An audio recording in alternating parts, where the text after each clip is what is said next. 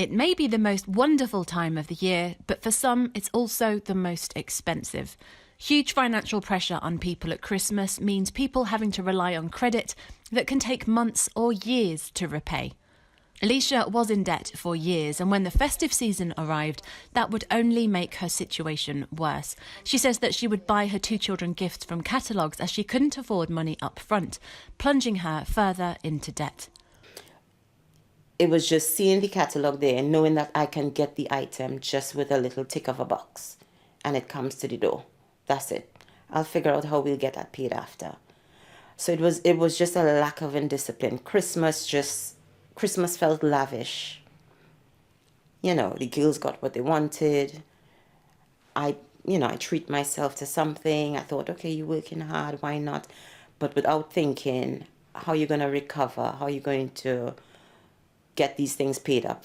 Money advice organisation Fair for All Finance is warning people not to give in to the temptation of overspending at Christmas.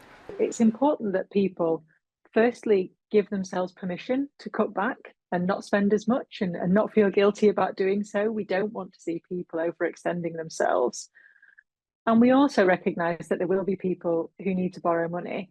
And if you're in that circumstance, we really want to see people researching their options and ideally choosing responsible lenders like credit unions that are not-for-profit providers or other community finance providers who are really experienced in helping people borrow small amounts at affordable rates.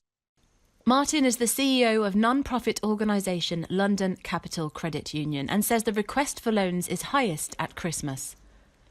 There's a huge boost in the numbers of people who are having to borrow for Christmas, whereas before they were able to use their normal income, but because of the cost of inflation and mortgage rates rising, we get a lot of working people now having to borrow for Christmas. There are sometimes occasions where people are so far in debt that we're not able to help, but a big part of what credit unions are trying to do, and certainly here at London Capital we pride ourselves on, is the education and support that we offer for members to get them out of debt.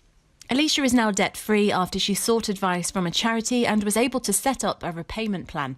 She says her perspective on Christmas has changed. It's more focus on the food on the table, keeping the roof over their head, and spending as much time with your loved ones as possible.